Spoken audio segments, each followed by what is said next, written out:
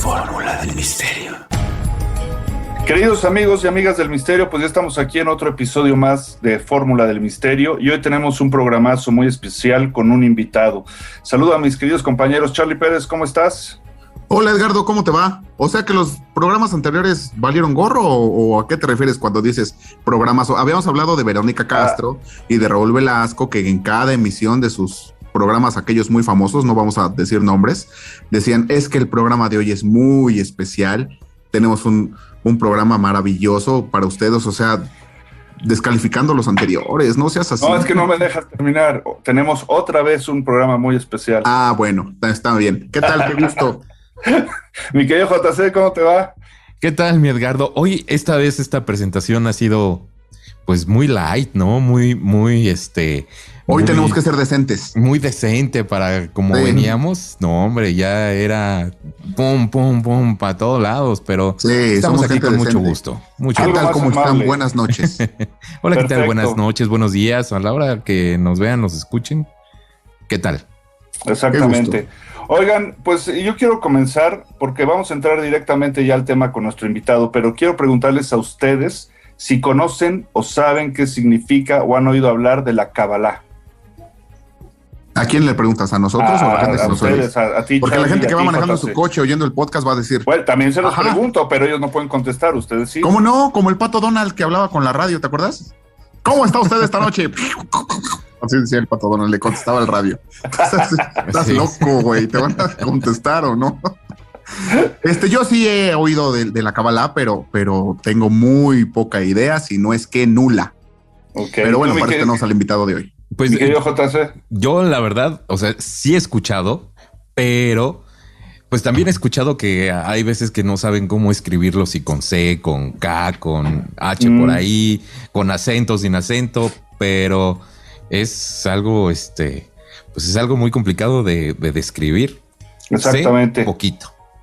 Bueno, pues sí, ¿Y igual tú? que... ¿Y tú? ¿Y tú? Ah, sí, No, ay, yo- sí. no, yo Nos también. preguntas a nosotros, ¿no? Para equivocarnos, para ¿no? dejarnos el Pero tú, ridículo. Para dejarnos No, el yo ridículo a igual. nosotros. Está bien, está bien. Igual, la he oído nombrar, sé más o menos, pero no tenemos idea. Y seguramente muchas de las personas que nos escuchan tampoco no saben de qué les estamos hablando. Entonces, si ese es el caso, Pero pues, muchos para sí. esto invitamos a los especialistas y tenemos con nosotros al gran Mark Achar, subdirector de Enlace Judío y escritor, para que nos platique de qué es esto. ¿Qué tal, mi querido Mark? ¿Cómo estás?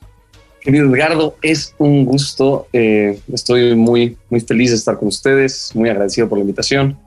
Muchas gracias. Sí, ¿qué les puedo decir? La verdad es de que me encanta verlos en acción. Qué bueno. No mientas, Mark, no mientas bueno, por convivir. discúlpanos, ¿no? No, al contrario, veme la nariz, ya mentí demasiado. O sea, Esa es la verdad, no mientas. Siempre hemos dicho aquí, y con toda la pena del mundo, me voy a tapar los ojos, somos un trío de estúpidos, eso es lo que somos. Pero para eso estás tú aquí, para darnos luz el día de hoy. A ver, dónde- mi querido Mark. ¿Por dónde sí, empezamos vamos a exactamente? empezar. Yo quiero empezar preguntándole a Mark, porque esta palabra de Kabbalah yo la he escuchado en con diferentes acentuaciones. ¿Kabbalah o Kabbalah, mi querido Mark? pues, queridísimo Edgardo, Charlie, Mr. JC, justamente ese es uno de los problemas que tenemos en el lenguaje. O sea, la razón por la que se pronuncia tan distinto proviene de que la palabra, que originalmente es en hebreo, se ha intentado llevar a diferentes idiomas para poder obviamente entrar en el tema y entrar en el concepto. Esto pasa con no nada más la Kabbalah, sino con diferentes tipos de palabras, así como el México, que nosotros le decimos con acento. El acento en inglés, por ejemplo, no existe. Estamos hablando que España, por ejemplo, también tiene el mismo problema, porque la ñ no existe tampoco en el alfabeto en inglés, ¿no? Era lo que decíamos, los españoles abolieron la ñ y en su nombre llevan una ñ, o sea, ¿qué les pasa, no? Es que de cierta manera tienes este problema de tratar de evolucionar el lenguaje, que también es una de las cosas que se ha dado como conversación y bastante discusión, debate en internet sobre cómo se usa el lenguaje, qué debería de ser. Y realmente el lenguaje tiene que ver con la forma en la que nosotros transmitimos ideas o transmitimos un mensaje. Es la idea en la que nosotros podemos entendernos, es la capacidad de hacer este tipo de conexiones. Claro, de sacar las cosas que tenemos acá y poder mostrárselas a otra persona para que pueda imaginar lo que nosotros estamos viendo. Antes de entrar en materia, Marc, ¿a ustedes les importa, o sea, el cómo lo digan, cómo lo escriban, o les da lo mismo? Digo, sé que es importante, pero de pronto a la gente ya no le puede hacer entender, de plano, así, pues ya haz lo que quieras, escríbelo como tú quieras, pues ya da lo mismo, ¿no? Al fin el concepto es el que es. Pues es que depende también a quién le preguntes y de qué estés hablando. O sea, si estamos hablando de una conversación informal, evidentemente importa mucho cómo es que está pasando el mensaje, que entiendan el significado de lo que estás diciendo. Eso es lo que pasa cuando alguien te corrige y le dices, bueno, pero me entendiste, ¿no? Sí, y por otro lado... Que es espantoso eso, ¿no? Sí, pero por otro lado, si le preguntas a los lingüistas, como Wittgenstein, que es uno de los más grandes, te diría que la forma en la que nosotros tenemos acceso al lenguaje o qué tantas palabras nosotros podemos abarcar es el tamaño de nuestro mundo. Entonces, mientras más conceptos tú conozcas, evidentemente tu mundo se va expandiendo y puedes tú tener diferentes percepciones de la realidad. Ahora, esto no se ve tan obvio hasta que empezamos ya a tocar palabras que son dificilísimas, como por ejemplo, yo te pregunto a ti, mi querido Charlie, ¿cómo te traducirías la palabra provecho al inglés? ¿Cómo se dice provecho en inglés? Ándale, Charlie, tic tac, tic tac. Provecho de cuando uno se levanta en la mesa y dice provecho, ¿no? O cuando alguien eructa le dices provecho. Esa expresión que tenemos muy, en México es muy, muy particular de México, en específico en la habla hispana. Pero no tengo idea. Es porque no existe. O sea, muchas personas cuando les hago esta pregunta me responden bon appetit, ¿no? Porque se implementó desde el francés, pero es francés, es uno. Sí. Otros te dicen enjoy your meal, pero eso significa disfruta tu comida. Provecho tiene un significado tan vasto que es que tú aproveches la comida, que tú puedas digerirla bien y que tu organismo la aproveche, que también disfrutes el momento, que disfrutes la sobremesa, conceptazo mexicano. El hecho de que puedas tú aprovechar de la conversación y también del alimento, ¿me entiendes? Entonces, no puedes hacer eso. La palabra saudade en portugués, que es un tipo de nostalgia muy particular, no tiene traducción tampoco. Eso tiene que ver con tu libro que nos vas a platicar al ratito. Saudade es tristeza. Y si quieres, hay una canción que dice, ¿no? Varias tocan el tema. Si quieres distinguir lo que es saudade, pues tendrías que haberte enamorado, que te rompan el corazón, que te dejen, que extrañes, que todo eso junto es saudade. Pero bueno, no estamos hablando de eso ahorita. La tusa en Colombia también me acordaste. Sí. Ya ves que está la canción de la tusa, que es también como una especie de tristeza, de depresión. Es exacto. Incluso hay palabras para poder definir cuando estás escuchando una canción y de repente la canción se sincroniza con la realidad, ¿no? O sea, estás viendo cómo se sincroniza. Y eso, entonces nosotros tenemos que explicar el concepto porque no hay una palabra para definirlo. Ahora, yo entrando un poco más en el tema, por ejemplo, la palabra shalom, que es una palabra que constantemente se escucha cuando hablamos de judaísmo, para la gente que está externa al judaísmo, lo tradujimos como paz. O sea, las personas dijeron, bueno, shalom significa paz. Que de hecho, pues sí es una traducción bastante buena respecto a shalom. Aquí es donde se pone interesante. El concepto que nosotros tenemos de paz no es el mismo que tiene cuando se habla de la Torá o cuando se habla de las personas que hablan hebreo. Y esto se debe a que nosotros, el concepto de paz latinoamericano proviene incluso está ligado a la expresión de déjame en paz. O sea, esta idea de déjame en paz. Y justamente hace una alusión a separación. O sea, esta idea de si tú estás allá, yo estoy acá, entonces tenemos paz. Es tranquilidad, ¿no? Sí, un tipo de tranquilidad. Es medio sinónimo de tranquilidad. Pero que se lleva después de saber ordenar o separar, que de hecho el occidente es bellísimo haciendo este tipo de procesos, incluso industriales. Ahora, si no hablamos del hebreo, shalom proviene de la raíz shalem, porque cada palabra en hebreo tiene una raíz de 3 letras específicas, que de hecho la Kabbalah habla mucho de eso. Estas 3 letras representan una raíz que si tú te aprendes esa raíz puedes conjugar cualquier palabra mucho más fácil que en otros idiomas. Eso habla por eso se le considera al hebreo, muchas personas lo consideran la lengua más práctica y una de las más evolucionadas, y es la única que ha renacido, o sea, de que dejaron de hablarla de manera coloquial y hoy en día se habla en el Estado de Israel. Pero la palabra shalem en específico significa completud o completo o completitud, porque las 3 funcionan. Entonces, el concepto de paz en hebreo no proviene de déjame en paz y yo estoy de este lado de cada quien, o sea, cada quien sus chelas, como dirían en la expresión normal, sino provendría muchísimo más de yo me busco completar a mí mismo a través del conocimiento y del perfeccionamiento de mí mismo. Entonces completo mi ambiente directo o a la gente que tengo cerca, que es más importante, y así también completo el mundo para que el mundo pueda ser uno de forma completa. La paz se ve como una cuestión de entendimiento de la diversidad sin tener que tratar de plantear tipos de imposición por capricho, ¿no? Okay. Entonces, esto es ese tipo. Por eso mismo, en la Kabbalah específicamente, si estamos hablando de las letras, sí depende mucho de cómo se escribe, porque aparte hay diferentes tipos de lo que nosotros tenemos como C y como K. Hasta cierto punto, en ciertas palabras, se mencionarían, o sea, parecería que son iguales en algún punto. La importancia de escribir correctamente. Yo tengo un problema con eso. Alabanza en boca propia es vituperio, pero no me importa. Yo escribo bien, escribo bonito. Siempre he presumido de eso. Me encantaría escribir un libro así como tú. Es algo que me hace falta. Tengo un par de cuentos cortos, pero siempre me he preocupado por escribir bien. Odio a la gente que te pone cómo estás con K, ¿no? Oye, pero fíjate, así todos los millennials. Pero todos los millennials ya escriben así. Tú checa los teléfonos y ya ni puntos, ni comas, ni un ejemplo clarísimo todo es que horrible. Hoy en día muy poca gente sabe que el signo de interrogación en el lenguaje español va al principio y al final. Todo el mundo lo pone al final. Y espérate, ¿y qué? No es K y E. Con H intermedia. No, K, H, exacto. De hecho, bueno, yo estamos discutiendo unos amigos que también son bien clavados igual que yo sobre cuál es la diferencia de alguien te escribe qué con KH. Y una amiga mía, me dijo un punto muy, muy curioso. Dijo, es que escribir bien es sensual, ¿ya sabes? O sea, dijo, una persona que no escribe bien, sí, automáticamente como que le causaba repel a esta chica. yo luego les digo es que me duelen los ojos cuando veo muchas faltas de ortografía. A mí me han dicho muchas veces, y esto es en serio, me han dicho muchas veces que la gente se podría, que les gusta cómo escribo y que se les hace muy, como dice, muy sensual, ¿no? Dice, hay gente que se puede escribir de alguien por cómo escribe, ¿no? Muchas veces me han dicho, es que en el WhatsApp pones los signos, el puntito, la comita, escribes muy bonito, entonces eso es padre, ¿no? Es que atrae, también, son cosas que atraen. También denota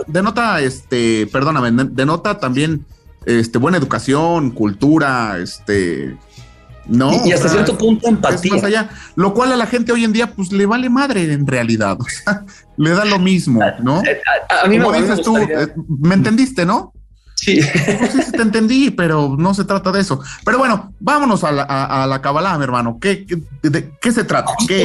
Conceptos básicos para este trío de babosos. Cuéntanos. Al contrario, se hacen personas bastante inquisitivas y para hacer preguntas buenas se tiene que haber navegado bastante. No te creas. Pero bueno, justamente la Kabbalah en hebreo es como se pronuncia como Kabbalah. Sí, o sea, se dice como Cábala en español porque el acento, de acuerdo a las reglas gramaticales del español, cae en la primera A, ¿sí?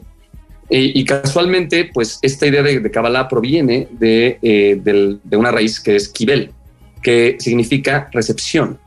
De acuerdo a lo que dice la tradición en Pirkei Avot, en el Tratado de los Padres, de hecho, hacia el principio, en el primer versículo, el primer libro de los padres dice que Moshe Kibel Torah mi Sinai, ¿no? O sea, Moisés recibió, o sea, como esta recepción, la Torah, que vendría siendo lo que ustedes conocen como el Viejo Testamento, ¿sí?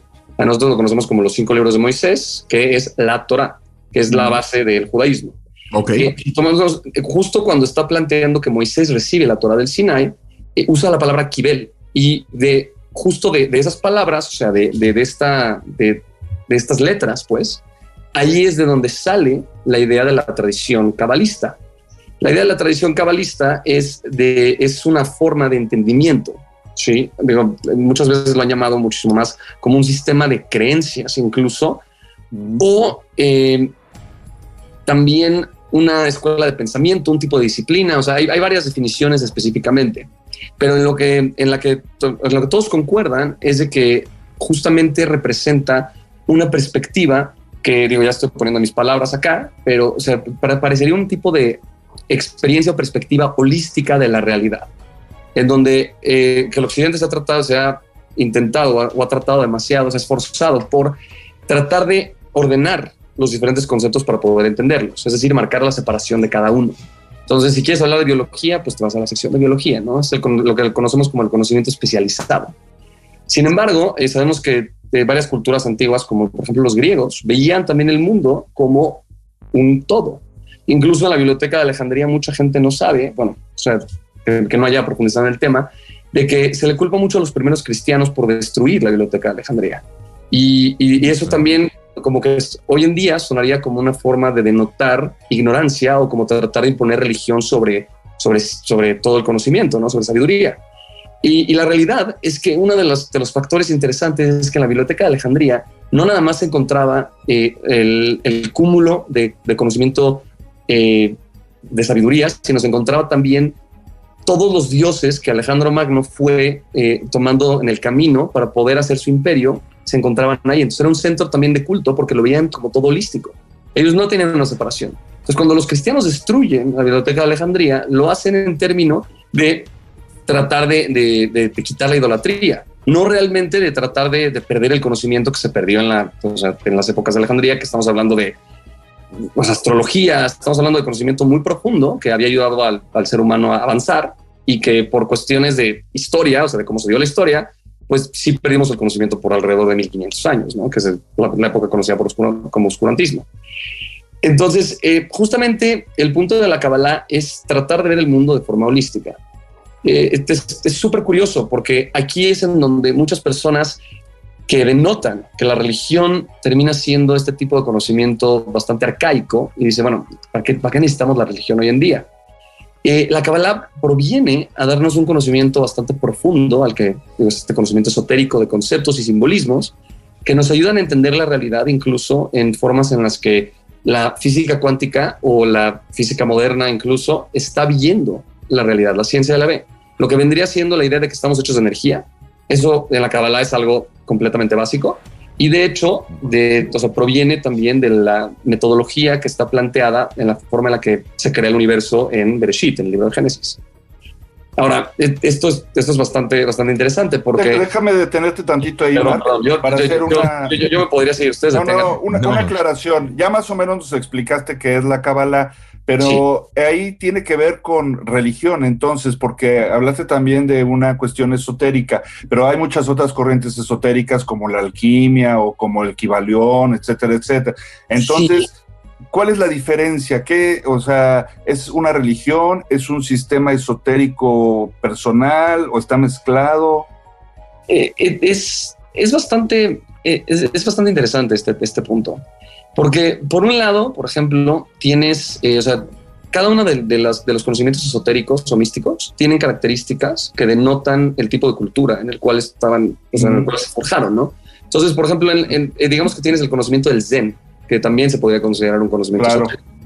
El conocimiento de toda la filosofía oriental, lo que vendría siendo esta idea del Zen, que de hecho, conocemos a varios expositores, ¿no? Estamos hablando de Lao Tse, en el Tao Te Ching. Estamos hablando de Confucio, estamos hablando que aunque Confucio era más de leyes, pero también se le considera una eminencia en ese sentido. Estamos hablando más adelante de Alan Watts, incluso ya en el siglo XX, y de Buda, de Siddhartha, ¿no? Ahora, dentro de este esquema, justamente el Zen tiene la filosofía de la no acción. Esta idea de que el universo está pasando y que nosotros deberíamos de no poner resistencia respecto al universo para poder nosotros formar parte de este universo en el cual nosotros pues experimentamos de una forma bastante cuadrada, según lo que viene en el Zen, y que tenemos que aprender a flexibilizar nuestro pensamiento. Es uno de los conceptos más básicos. De hecho, también Bruce Lee lo decía mucho, ¿no? De ser como agua. Justamente este concepto viene de la filosofía esotérica del Zen. Ahora, la Kabbalah justamente lo que plantea no es, justo no habla de la filosofía de la no acción, sino lo que dice es que el hombre, si tiene una conciencia y tiene un conocimiento de la diferencia de lo que dicen los expertos, de la percepción del tiempo, o sea, de que nosotros podemos recordar lo que es presente, pasado y futuro, lo que nos da acceso a nosotros a una historia, ¿sí? Y que a través de estos conceptos que ya sabemos, podamos construir edificios en el futuro o ideas más complejas o hacer una civilización humana. Porque el raciocinio que tenemos tiene características que el judaísmo plantea que las entregó Dios. Entonces, si está ahí, debe de estar ahí por algo. O sea, mucho de esta filosofía hasídica que se basa en la Kabbalah, justamente está tratando de entender cada uno de los enojos que una persona puede tener, cada uno de los desafíos que tiene como persona, incluso el de casarse, el de hasta pagar impuestos, como una forma de tener contacto con la realidad para poder trascender, para poder mejorar como persona. Entonces, me acuerdo ahorita de un rabino que llegué a ver ahorita en redes sociales, hasta los rabinos de barbas largas, blancas, que son increíble. De repente un amigo que vive en Canadá me mandó un video en donde sale este rabino bailando y cantando solo, o sea, a la mitad de la calle. Y se ve su coche atrás y se ve que trae el capó levantado, o sea, se ve que no se mueve. Entonces, él mismo está bailando y cantando y se acerca a la cámara y dice, ¿saben por qué estoy bailando y cantando? Y o sea, obviamente él contesta. Dice, porque se paró mi coche sin ninguna razón aparente. Si yo no entiendo por qué se había parado mi coche, pero es una buena razón para bailar y cantar. Y a simple vista, igual como cualquier tipo de filosofía esotérica, parece una forma ignorante. O sea, decir como este hombre pierde la razón, o sea, se está perdiendo el contacto con la realidad, debería estar triste. Sin embargo, lo que él dice es, si es que yo creo en un Dios que tiene, o sea, que la vida en sí es una vida con sentido, que es una de las bases de los pilares del judaísmo, que todo tenga un sentido, ¿sí? Si es que yo creo en esta vida con sentido, quiere decir que Dios me mandó esto porque porque me da la oportunidad de crecer en esto que me molesta o en esto que me causa mucho enojo. Y la idea justamente del enojo, que muchos de los sabios hablan de no caer en el enojo, tiene que ver con perder el control, justamente. O sea, con la idea específica. Dímelo a mí. Sí. Es que es bastante interesante. La filosofía Zen o la mística oriental, a diferencia de la Kabbalah, por ejemplo, es de que te dice, tú vete a la montaña y ponte a meditar, ¿no? O sea, y lo que te dicen muchos sabios judíos es súper fácil meditar en una montaña y estar feliz en una montaña. Claro. Porque la idea es la forma de evitar el conflicto. En la Kabbalah lo que plantea es de que tú tienes que poder ser feliz y poder, ¿sabes?, como trascender a mitad del periférico, cuando alguien se te cierra. ¿Entiendes? O sea, cuando ese momento que dices, esa frustración que parecería que te está invitando a tomar un ímpetu, ya sabes, de tratar de marcar tu voluntad sobre la realidad. El hecho de entender esto de una perspectiva global y también nosotros captar exactamente cómo ese desafío, ¿no? O sea, ese conflicto existe y es parte de la realidad. Entonces, ¿cómo lo adaptamos como una forma de crecimiento? Lo cual no es simple, desde luego, ¿no? O sea, dos ejemplos rápido. Por ahí había un meme de alguien manejando y según se le cerraron y dice, me bajaría a romperte tu madre, pero soy Batman, entonces pues nada más te voy a dejar pasar, ¿no? O sea, como Bruce Wayne recién regresado del Tíbet, pues vas. Y la otra es, obviamente dice que el rabino su coche descompuso en medio del tráfico, se bajó y se puso a bailar. Y me acordé de Michael Douglas en una película que se llama Un día de furia. No sé si se la vieron por ahí, donde cómo no.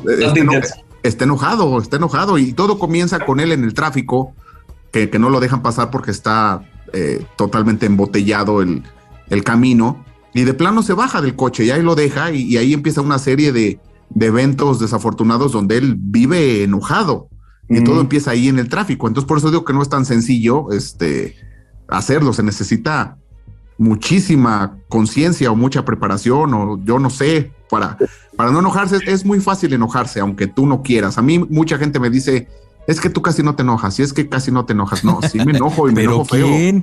¿Pero quién? Yo en la oficina de repente, híjole, no. Los que no me ven en la oficina difícilmente me ven enojado.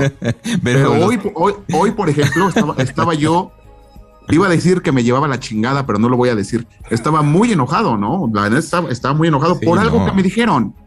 Entonces son cosas que no puedes dejar pasar, no puedes controlar, y mucha gente me ha dicho, no te enojes, ya lo conoces, déjalo pasar, no pasa nada, pero nomás no puedo. ¿No? Es que ahí te va algo bien interesante.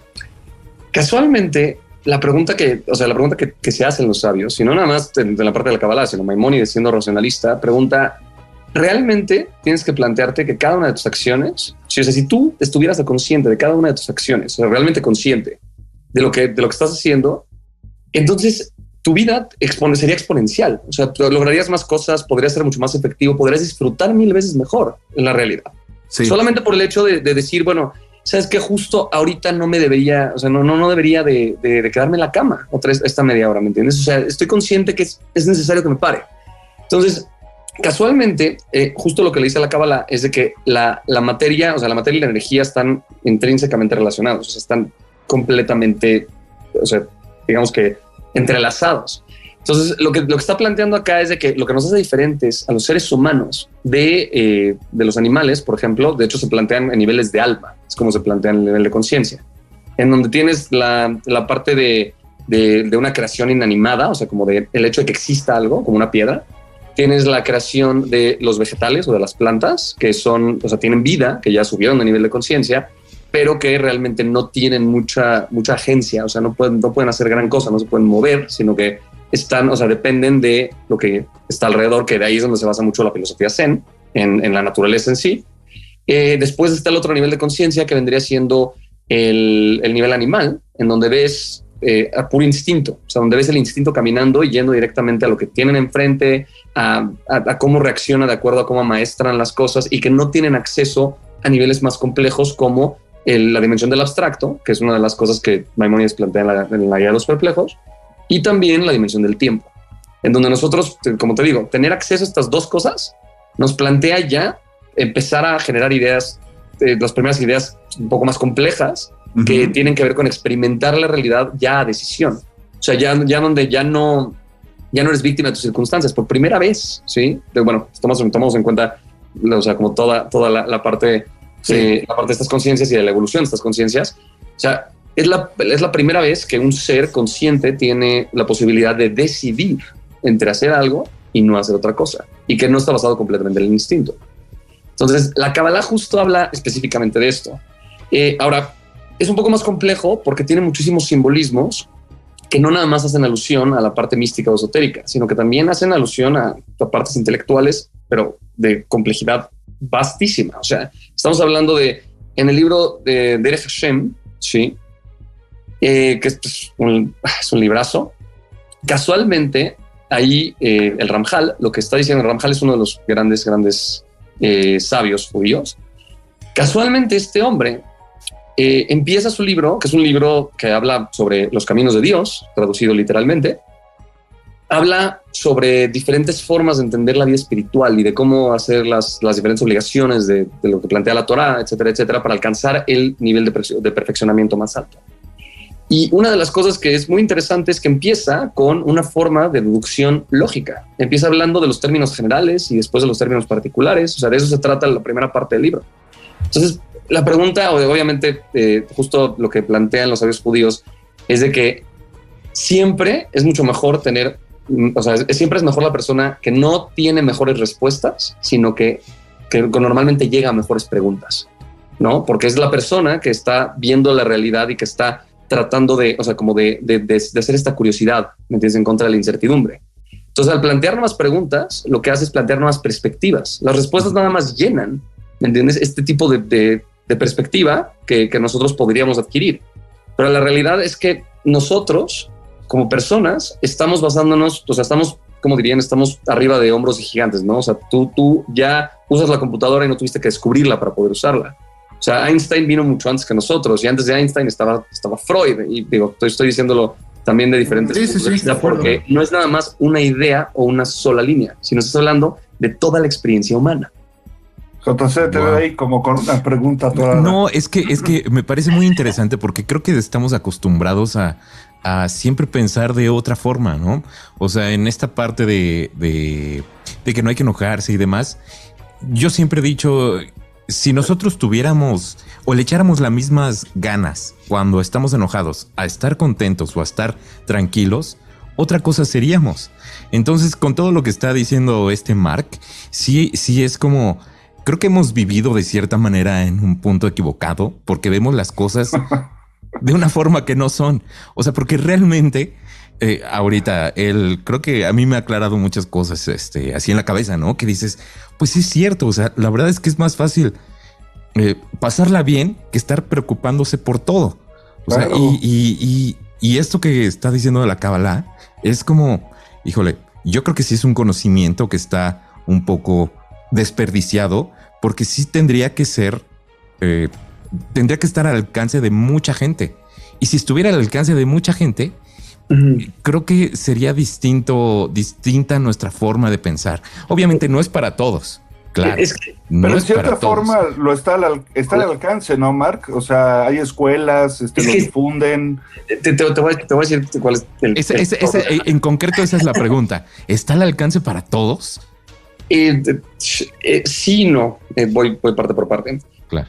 Por un lado tienes esta percepción del conocimiento universal de la humanidad, en donde existen varios sabios que no han sido judíos. O sea, es obvio y evidente y o sea, remarcarlo ya es redundante, ¿no? Porque cuántos judíos existen que son luminarias y hay de todas las religiones. O sea, tienes desde el Islam, el cristianismo, el catolicismo, o sea, tienes demasiados.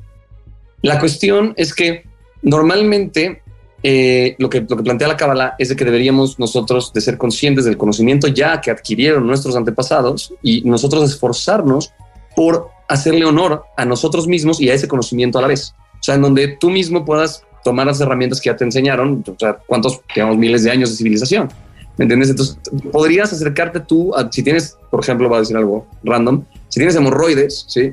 Te acercas a uno de los tratados de Rambam, de Maimónides, ¿sí? Y puedes lograr tratar estas hemorroides. Hay tratados de Rambam que siguen vigentes hasta hoy.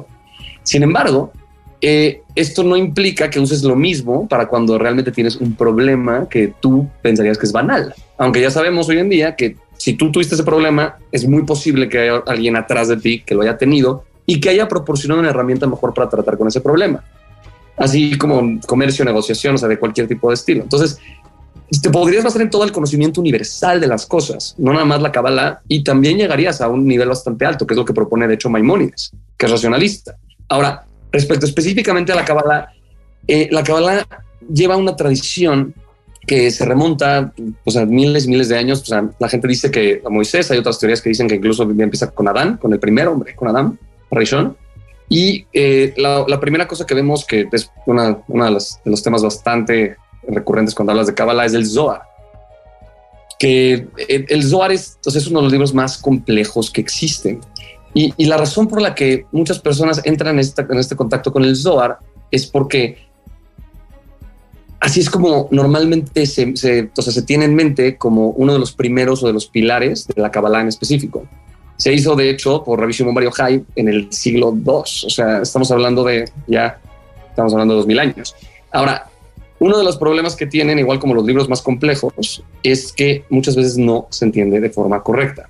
O sea, para poder tú entender un texto de forma correcta, tendrías que estudiarlo de forma, perdón que sea redundante, pero correcta.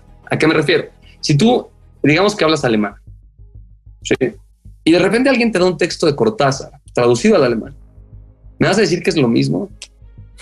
No, las interpretaciones cambian, ¿no? O sea, y no son las interpretaciones, sino la prosa poética de Cortázar. Claro, que plantea, no es lo mismo. Para poder estudiar a Cortázar y entrar en la perspectiva es lo mismo que hablamos del idioma al principio. Necesitarías empezar por estudiar español. Ahora, que te voy a decir, mi querido Mark, que Cortázar, o por ahí se decía un chiste intelectualoide, que Cortázar traducía a Allan Poe y escribía mejor que el propio Allan Poe en la traducción. Sí, de hecho, él es se le considera, yo lo considero el mejor traductor de Edgar Allan Poe cuando estuvo en Italia. Sí, en Europa hay mucha gente, por ejemplo, que los textos de García Márquez le dan lo mismo, ¿no? Pues, sí, García Márquez, pues, ¿qué tiene de fantástico? La verdad es que nada, porque lo leen en otro idioma, ¿no? En el que tú me digas, en alemán, en inglés, en francés. Entonces pierde todo el sentido. Claro. Aunque diga lo mismo, pierde el sentido. Como tú dices, la prosa ya no es la misma. Y ahora imagínate que una vez que se traduce un texto, hasta cierto punto no nada más pierde este sabor o esta ricura del texto, sino que también pierdes conceptos que no existen en tu idioma, o sea, que a veces no pueden existir. Entonces, ¿qué pasa? Que para empezar tienes esta barrera del lenguaje, que pues la Kabbalah, o sea, el hebreo, o sea, tienes que estudiar hebreo, muchas veces arameo, o sea, estás hablando de un tema bastante complejo que tienes que eliminar, o sea, para empezar. Y no es fácil para empezar porque es otro tipo de pensamiento, es un alfabeto diferente, o sea, las vocales van abajo, o sea, es completamente distinto a lo que nosotros tenemos en mente. Tienes que agarrar otra forma de marco mental. Ahora, tomando en cuenta no nada más lo del lenguaje, sino de que ahora imagínate los conceptos que ellos usan como alusión, la mayoría de los cabalistas, y no es que creo que todos, usan las referencias de la Torá. Entonces tú estás viendo, o sea, te dicen algo sobre un pozo y tú dices, ¿cómo? ¿A qué se refiere a un pozo? No, pues, mira, seguro se refiere a agua o algún tipo de profundidad o algún tipo de alusión al campo, ¿no? Y la realidad es que está, por ejemplo, Rashi, que él justo lo que hace es el comentarista, sí, más grande que tiene el Talmud. Casualmente, o sea, cuando hablas de un pozo, Rashi te dice, pues mira, el pozo está aquí en esta fuente, está acá en esta fuente, está acá en esta fuente. Por lo tanto, sí, la forma de entendimiento correcto es esta. Ahora, antes la tradición planteaba que una persona para estudiar Kabbalah tenía que haber estudiado, o sea, bien lo que son los textos más básicos, que es, o sea, lo que es la Gemara, la Torah, ¿entiendes? O sea, todo lo que implicaba este tipo de conceptos para tú tener las herramientas necesarias para sacar, ¿sí?, el entendimiento y la conclusión necesaria. Ahora, una de las cosas interesantes es que decían que los hombres tenían que tener más de 40 años, tenían que haber estudiado lo que les estoy diciendo y tenían que estar casados. Esto vendría siendo parte de la tradición cabalista. Entonces, muchas personas cuando plantean que el conocimiento debería estar abierto a todos, ¿sí?, justamente tienes un problema bastante interesante. Este problema es bastante obvio también, o sea, es súper obvio en el momento en el que vemos lo que es el Internet hoy. Y de hecho, esto no significa que no debería llegar a la mayoría de las personas, sino significa que hoy en día, si tú tomas en cuenta que, la teoría de tipos de teoría de conspiración, no quiero decir una en específico, pero hay muchísimas teorías de conspiración que tienen, o sea, que están basadas en eventos reales de la historia. O sea, que si buscas el evento, lo encuentras. Pero eso no significa que hay una relación directa entre los diferentes eventos que hacen la teoría de la persona. Ahora, esto estamos hablando de información en el Internet que ya sabemos que los creadores de contenido hacen que sea la información más atractiva, que tratan de hacer mayor el tiempo de retención de las personas. Estás hablando de personas que constantemente están tratando de hackear al algoritmo y que muchas veces pierden la calidad de su contenido o informar a la persona para ayudarle en algo, y lo terminan siendo entretenimiento nada más para pasar el rato, perdiendo justo su mensaje. Entonces, tomando en cuenta estas ideas en específico, sabemos la confusión que hay en Internet. Entonces, si tú vas a entrar en términos esotéricos y tan complejos como los que implica la Kabbalah y los simbolismos, pues deberías empezar por el principio. Entonces, el hecho de que que puedas simplificar estos conceptos a las personas, se puede. O sea, hoy en día ya estamos hablando de que la humanidad hoy en día está más alfabetizada que en ningún momento de la historia de la humanidad. ¿Sí? Y tú dices, bueno, ya todos leen. Claro, pero están leyendo y escribiendo mensajes de WhatsApp, ¿me entiendes? Mal escritos. No están leyendo. Además, mal escritos. Exacto. Entonces, ¿qué pasa? Que la realidad es que una de las cosas que muchas personas pasan de largo entre el estudio de la Torah es de que existe una forma de estudio bastante específica del texto bíblico, que es la Jabrutá. O sea, el estudio de Gemara, que es la forma en la que ves las perspectivas de los sabios, junto con el texto bíblico, o sea, específico, sobre diferentes temas y aparte costumbres, realizaciones, juicios del pasado para entender qué es justo y qué no es justo, que hoy en día parecería fácil, pero en serio que no lo es, y de hecho estos textos profundizan tanto ahí. Te das cuenta que para tú poder estudiarlo bien, o sea, de manera como completa, justamente necesitarías entrar en contacto con una persona que ya haya estudiado ese texto y con quien puedas debatirlo. Esa es la idea de mantener el texto de la Torah vivo. Entonces, ¿qué pasa? Eso no nada más hace que tú te sepas los conceptos, sino que los entiendas porque estás tratando de hacer un marco mental, una estructura. Y aparte de eso, que es un tipo de resultado que viene del proceso, es que te ayuda a pensar de forma crítica, en donde tú agarras, o sea, tomas en cuenta los conceptos y agarras lo que sí tiene sentido o lo que vale la pena rescatar de la información, y donde tú puedes desechar lo que sabes que está de más, que serviría para otras cosas, pero no específicamente para el tema que estás viendo. Entonces, ¿qué pasa? Cuando llegas a un nivel de Kabbalah, sí, estás hablando de un nivel de profundidad que, bueno, si quieres puedo hablar sobre los niveles de profundidad de la Torah, que es muy interesante, pero ya cuando llegas a un punto, sí, de profundidad en la Torah, entonces ya puedes ubicar el conocimiento para que tu experiencia humana sea muchísimo más rica y mucho más bella. Pero para ello, y eso es una de las cosas que yo normalmente en mis transmisiones que doy en el enlace judío, casualmente yo sí hago el hincapié cuando me preguntan sobre Kabbalah, yo siempre les respondo es que es demasiado complejo, no me siento tan preparado como para profundizar en esos conceptos, y eso que me dedico a esto, ¿me entiendes? O sea, hablar de judaísmo, a tratar de ahondar en los conceptos de filosofía, de los sabios, etcétera, etcétera, pero hablar de Kabbalah en específico requiere un tipo de enciclopedia mental crítica, o sea, aparte de crítica, que, o sea, no todos la tienen. Entonces, el hecho es de que muchas personas han agarrado este conocimiento y lo han analizado mucho. Y la realidad es que lo han usado para poder explotar a las personas, o sea, como voluntarios y nunca pagarles. El hecho de recabar millones y millones de dólares. El hecho de poder hacer que las personas terminen haciendo sectas alrededor de un rabino o de una sola persona, cuando la realidad es que cualquier tipo de creencia que te acerca a Dios no trata de poner nada enfrente de tú y de Dios, sino te trata de ayudar a ti a acercarte a través de herramientas a tener una conexión más directa con Dios, que de hecho de eso se trata el judaísmo, ¿no? Tenemos que hacer otro programa sin duda, querido Mark, porque nos tienes con la boca abierta y babeando, esa es la verdad. Escucharte, solo escucharte es de veras es un privilegio y es un honor, porque no estamos acostumbrados a oír a alguien, y te lo digo honestamente, que hable con el conocimiento y con la seguridad y con la pues con la fuerza que tiene escucharte, ¿no? De verdad estamos impresionados y sí queremos pedirte una segunda parte de todo este asunto, porque es maravilloso nada más escucharte, o sea, nada más quedarnos callados y escucharte para nosotros es un gran honor, porque no estamos acostumbrados a escuchar de primera mano gente tan inteligente como tú, tan preparada y tan conocedora y con esa cultura de tantos y tantos años, ¿no? Que no es fácil, o sea, tu trabajo. Y además de estos temas, que te acuerdas que Charlie, que lo habíamos alguna vez platicado y te decía, no, es que ahí yo no le entro.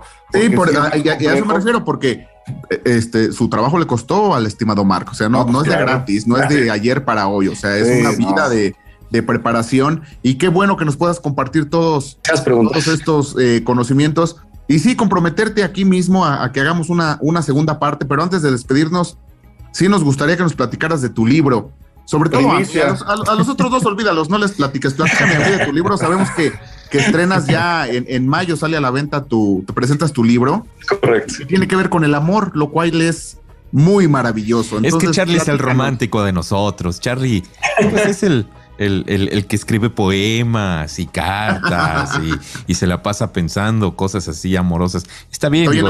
Estoy enamorado. ¿Qué quieres que haga? Pues con todo gusto te platico. Sí, nos trae la premisa, Mark. A ver. Cuéntanos. Pues sí, digo, de esto no he hablado mucho en público porque tardé un ratote, alrededor de 1 año y medio, 2 años, en escribir el libro y procesarlo y hacerlo. Es un libro que se llama Ok, hablemos de amor. Sí. Ok, pues hablemos de amor entonces. Sí, ok, hablemos de amor. Justamente este libro proviene de una reflexión profunda que yo tuve de acuerdo a ya una historia de varias relaciones que he tenido, en donde la última relación que tuve, cuando terminamos, sí me di cuenta que al parecer yo no entendía algo del amor. Entonces eso me llevó, y más pandemia, me llevó a profundizar de manera profunda, o sea, de manera durísima, no sé cómo explicarlo, o sea, para la magnitud que fue, de ponerme a estudiar todo el amor en sí. Entonces lo que hice fue hacer un libro que tiene la información para desmitificar muchos conceptos, para poder entender cómo o sea, si ser romántico vale la pena o no, qué tipo de romántico, o sea, de ser romántico, de romanticismo. Sí, sin atacar, por favor. Tienes que saber. Sin atacar, por favor. Y bueno, todo parte también de una perspectiva bastante judaica, porque la mayoría, si no es que casi todos las perspectivas que yo planteo en el amor y que yo ya estoy concentrando, aparte de yo también poner un poquito más de lo que yo opino sobre el amor, para tratar de dar esta perspectiva tan amplia en donde nosotros podamos entender qué es amor, ¿sí? Y qué no es amor. No tratar de definir el amor por sí mismo, que, o sea, si tuviera que definirlo me tendría que remontar a Erich Fromm, que a través del libro El arte de amar, que es uno de los libros que yo tomé como base para el mío, justamente lo que plantea Erich Fromm es que es un acto de voluntad. Lo que yo planteo en el libro es que es el acto de voluntad más grande en el universo. Y esto tiene que ver con la idea de que una persona, para poder amar, sí, no puedes amar igual. O sea, ese es uno de los problemas más grandes que tenemos. El hecho de decirte que ames igual a tu pareja, a tu novio, o sea, a tu novio, novia, ¿me entiendes? A tus hijos, igual de lo que amarías a tu madre o a tu amigo. Y el problema es que tratamos de universalizar el amor sin tratar de entender qué es la esencia, para después de ahí poder entender cómo manejarse. Entonces, justo yo, bueno, colaboramos una gran artista, Anaí Juárez, que todavía, o sea, ahí va, pero esa mujer va a ser gran pintora. Ella hizo las ilustraciones del libro y es un libro que está dedicado a las personas que no normalmente leen. O sea, las personas que les gusta agarrar una revista y ver 3 cositas y ya. Justamente es eso, te tiene infografías, está muy accesible al público porque la idea era desmitificar esta idea del pedestal en el que tenemos el amor. O sea, nosotros planteamos, pues digo, yo vengo de una comunidad en la que el matrimonio es este hito tan grande al cual muchas personas aspiran llegar, muchas veces sin entender por qué están yendo hacia allá. Ahora, yo no estoy diciendo que el matrimonio no sea ni necesario, porque sí creo que, para mí, mi Marcachar, yo sí creo que es necesario. Cada quien puede decidir si casarse o no casarse. Pero si no entiendes lo que implica el matrimonio, que de hecho, digo, yo lo entiendo desde fuera porque me ha tocado ver a personas cercanas a mí casarse, ¿sí? Y digo, ya cuando me case yo lo voy a ver muchísimo más adentro, pero de lo que he investigado... No lo hagas, no lo hagas. Es lo que dicen todos. Justamente. Pero una de las cosas que yo planteo en el libro es que el matrimonio a veces incluso se ve como una redundancia. O sea, si tú ya amas a la persona y todos saben, como tú bien acabas de plantear, que el matrimonio cambia la relación. O sea, es lo que todos te dicen. Es decir, si te casas, cambia la relación. Para bien, para mal, no, nada más transforma la relación en otra cosa. Porque implica un contrato, porque implica una percepción hacia la parte legal, hacia el Estado. Una forma de poder pararte en un lugar que para ti es importante o sagrado, ¿sí? Para decirle a todas las personas que tú consideras más relevantes de tu vida, que invitaste tú y que tú pagaste para que estén ahí y que de repente es carísimo porque el salón es carísimo, ¿sí? Y plantear que esta es la persona con la cual vas a compartir el conocimiento más íntimo de ti mismo. Porque la parte más interesante es que Maimónides dice que el amor realmente proviene del conocimiento. Dice, uno no puede amar lo que no conoce, lo cual rompe la mayoría de las ideas románticas que nosotros tenemos sobre el amor, ¿verdad? O sea, sobre el amor a primera vista, por ejemplo. Del amor a primera vista existe un tipo de conexión, una forma de atracción, pero realmente amar es cuando tú puedes, ¿sí? Llevarle, no llevarle una pulsera de diamantes a la mujer que te gusta, sino de entregarle un mini Lego del superhéroe favorito de Marvel que le encanta, que eso muchas veces pega muchísimo más, porque casualmente tú no puedes amar a todos de manera igual. O sea, si yo te dijera, yo voy a amar a una persona random, entonces como lo amo, digamos, lo que plantea el judaísmo, amarás a tu prójimo como a ti mismo, yo le voy a dar $3,000 en una bolsa. ¿Es amor o no es amor? Sí, ¿no? ¿No es amor? Sí es amor. Ok, ahora, si yo te digo que esa persona que me está dando los $3,000 está a la mitad del desierto, ¿sí? Sin caballos, sin nada, o sea, está casi muriendo de sed, y yo le entrego los $3,000 y ahí no. Qué amorosa persona, ¿no? Ahí no es amor, de acuerdo. ¿Entiendes? No, pero si estás en medio de un mall, de una tienda departamental y le das esos $3,000 y le dices, mi vida, ahí están, te amo, yo creo que eso sí es amor. Sí, pero en este punto, o sea, justamente la idea del conocimiento y de ya entendimiento del otro, o sea, de una forma empática profunda, o sea, de conocimiento de quién es la otra persona, ahí tú rompes muchos paradigmas, porque en ese momento te das cuenta que el amor no es universal, igual a todos, o sea, igualdad a todos, no puedes. ¿Sí? De acuerdo. ¿Y todo esto que nos estás platicando, Mark, viene en el libro? Todo esto viene en el libro. Wow. Y ya lo quiero leer. Ya nos platicarás, nada más para terminar ya y despedirnos. Es que yo me extiendo. ¿El amor existe, querido Mark? El amor existe, pues sí, claro que existe. Ahí está, señores, ahí está. Una frase rapidísima. Sí, por favor. Por favor. Si las personas que dicen que el amor no existe tendrían que haber pensado que existió alguna vez, lo que implicaría que ya existe aunque no quiera. Eso es. Ándele, pues. Sí, claro. Es que todo el mundo habla de cómo depende de cómo le haya ido en la feria, ¿no? O sea, pero lo importante es aprender de ese amor. O sea, si te fue mal, no hay mejor maestro que un corazón partido. Yo diría que el único mejor maestro que el corazón partido es el tiempo. Pero fuera de eso.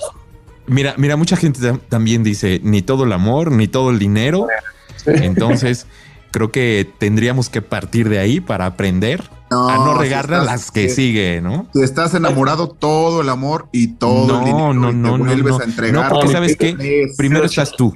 Primero está uno. Sí, pero si tú estás bien, ¿por qué no darle? No, aquí. Es que están agarrando conceptos demasiado complejos que te prometo que alguna vez los voy a explicar, pero Charlie, de mientras, aquí que tengamos la siguiente charla, por favor, please, no te avientes un barranco por algo. O sea, ya ves, eso es todo. Mira, primero lean el libro de Mark y luego deciden. No, pero está bueno eso, que no te avientes en un barranco, Charlie. Entonces comprometamos a Mark para un episodio 2 de Kabbalah y después para hablar del amor, que también tiene sus asegúnes. Estaría maravilloso. En serio que es un honor y con todísimo gusto. Ya saben, ahí está. Ok, hablemos de amor de Mark Achar. ¿Cuándo, Mark? El 2 de mayo ya es la presentación. Yo creo que ya va a estar. ¿Se va a encontrar en librerías? ¿Va a ser digital? Sí, ¿o cómo? sí, se va a encontrar en medios digitales, de librerías. Por el momento nacionales, chance, ya estamos esperando a Amazon. Nada más estoy esperando a que me confirmen para poder decir que sí, pero en el ideal, sí. Igual cualquier persona que me busque en Instagram. Claro, que te iba a preguntar, regálanos todas tus redes sociales, cómo te podemos encontrar, Enlace Judío. Bueno, Enlace Judío es donde doy las charlas lunes y viernes a las 12 del día. Sí, normalmente las doy a las 12 del día, menos que haya un cambio en el horario. Hablo de filosofía judía para poder entender conceptos básicos de forma simple. Lunes y jueves doy una transmisión de una lectura de salmos, en donde profundizamos en algunos salmos para poder captar un poco este tipo de cualidades que planteaban los sabios. En mis redes sociales personales son @markachar, así como suena MARKACHAR, todo junto. Ahí estoy en Instagram, Facebook, Twitter, en TikTok también. La cuestión, de ahí justo voy a poner yo en los links más adelante cuando ya estemos a la venta. Ya está registrado el libro, ya estamos en impresión. Entonces, una vez que ya está en venta el libro, yo con todo gusto igual voy a anunciarle, va a haber publicidad, pero ahí sí no, en el link de mi biografía van a poder encontrar. Perfectamente. ¿Algún contacto también de Enlace Judío, Twitter o algo? Es lo mismo, @Enlace Judío en todas las redes. Tanto Facebook, Twitter, Pinterest, incluso tenemos muy buena cuenta de Pinterest. YouTube, también tenemos un canal de YouTube. Y yo también, Mark Achar, tengo mi canal de YouTube, que tengo ahí justo la palabra Shalom en Diccionario de Intraducibles, en donde yo hablo de este concepto de manera poética también.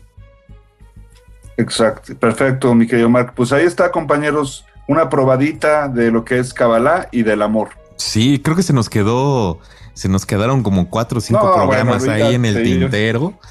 Pero... Se nos quedaron siglos en el tintero, pero es súper interesante. La verdad es que yo me quedé muy, muy picado. Habrá que hacer más programas de esto, sin duda. Por supuesto. Sí, y si usted que nos escuchó no le gustó o le pareció demasiado profundo o le pareció distinto a lo que nos pareció a nosotros, cambie de podcast. Hay miles de podcasts con muchas estupideces que a usted le pueden gustar. Si quiere tomar temas en serio, con profesionales y con gente pensante e inteligente, véngase para acá, no le cambie y escúchenos completos. Si quiere escuchar estupideces, está lleno internet, dense, cámbienle. Pues mi querido Mark Achar, subdirector de Enlace Judío y escritor, te agradecemos mucho que nos hayas iluminado con toda tu sapiencia, tu expertise. Es como dicen mis compañeros Charlie y JC, fue gratificante, pero sí apenas fue entrar, una probadita nomás como el anzuelo para engancharnos. Sí, muchas gracias. Con estos significados y conceptos tan complejos, la verdad es que sí falta tiempo, pero igual quería agradecerles también a ustedes por invitarme, JC, Charlie, Edgardo, que me contactó. Muchísimas gracias. No, pues al contrario, pues ahí está, queridos compañeros. Nos vamos, se terminó por ahora, pero regresamos el lunes con Notimisterio y no se despeguen. Recuerden nuestro Twitter, @FórmulaMisterio, mi querido Charlie Pérez. Muchas gracias, no tengo más que decir, estoy todavía en shock. Anonadado. Ante este tipo de personajes no tengo nada más que decir, soy un imbécil. Buenas tardes, noches, días, lo que sea, bye. Mi querido JC. Pues muchísimas gracias, qué bueno que el que llegó hasta este punto se lleva algo para toda su vida, pero es una probadita nada más, porque después hay para aventar para arriba conocimiento. Muchísimas gracias. Bueno, pues pase un excelente día y nos vemos el próximo lunes con Notimisterio. Muchas gracias por su atención. Soy Edgardo Morones y esto fue Fórmula del Misterio. Shalom. Fórmula del Misterio.